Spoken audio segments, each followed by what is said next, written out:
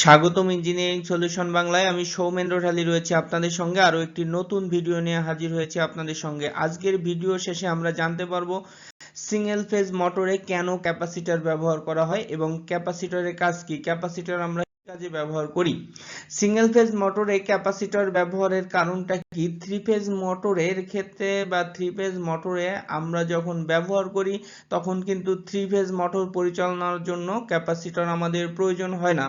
তাহলে কেন আমাদের সিঙ্গেল ফেজ মোটরের জন্য ক্যাপাসিটরের প্রয়োজন হয় বা সিঙ্গেল ফেজ মোটর পরিচালনা করতে আমাদের ক্যাপাসিটরের প্রয়োজন হয়ে সিঙ্গেল ফেজ মোটরের ক্যাপাসিটর ব্যবহার কেন করা হয় সেটা জানার শুরুতে আমরা আগে জানি যে সিঙ্গেল ফেজ ইন্ডাকশন মোটর কি। আসলে যে মোটরটা সিঙ্গেল ফেজ সরবরাহে চলে তাকেই আমরা বলছি সিঙ্গেল ফেজ ইন্ডাকশন মোটর, এবং সিঙ্গেল ফেজ ইন্ডাকশন মোটর নিজে নিজে স্টার্ট হতে পারে না। ক্যাপাসিটরটা কি? ক্যাপাসিটর একটি ইলেকট্রিক্যাল ডিভাইস যা বৈদ্যুতিক শক্তিকে সঞ্চয় করে রাখে। আমরা ইলেকট্রিক্যাল ক্ষেত্রে যে ক্যাপাসিটর ব্যবহার করি এগুলো সাধারণত নন পোলারাইজড ক্যাপাসিটর।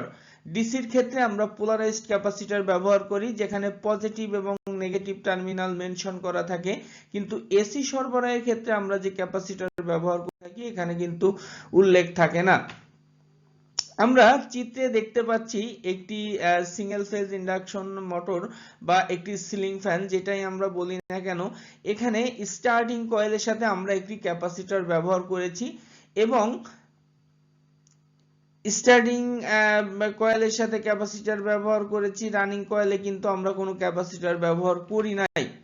সিঙ্গেল ফেজ মোটরের স্টার্টিং টর্ক উৎপন্ন করার জন্যই মূলত এই ক্যাপাসিটরটা ব্যবহার করা হয়, এবং এই ক্যাপাসিটরটা ফেজকে স্প্লিট করে বা বিচ্ছিন্ন করে 90 ডিগ্রি ফেজ অ্যাঙ্গেল তৈরি করে, যার দরুন কিন্তু আমার এই সিঙ্গেল ফেজ মোটরটা ঘুরতে শুরু করে।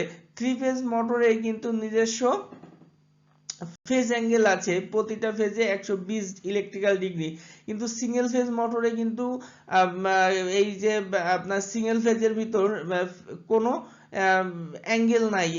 এই মূলত এই ফেজ অ্যাঙ্গেলটা তৈরি করার যে কাজটা, এই কাজটাই করে থাকে ক্যাপাসিটর।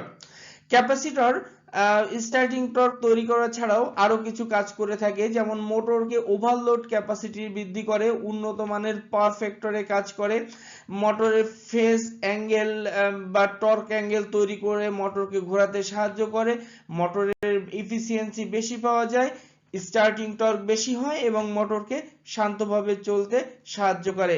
ধন্যবাদ সবাইকে, ভালো থাকবেন, সুস্থ থাকবেন।